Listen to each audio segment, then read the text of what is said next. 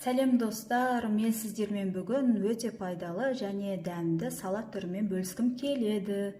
Ол үшін маған қажет брокколи, моцарелла, 2 штук огурцы, черри помидоры, кинза, оливковый май, тұз.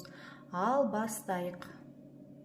Қайнаған суға кішкене тұз салып, брокколиді 1-2 минут қайнатып аламыз. 2 минуттан кейін сүзіп аламыз.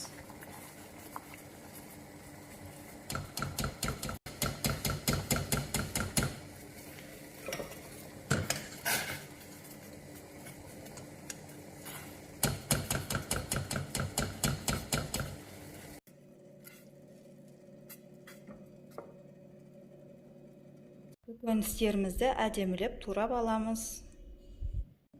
Көкөністерімізді саламыз. Огурцы, помидор, брокколи және сыр.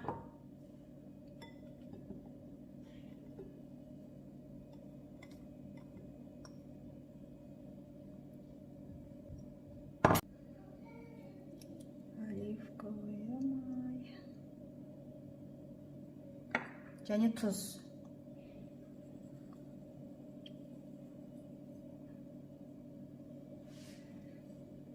Салатымызды мұқият араластырамыз.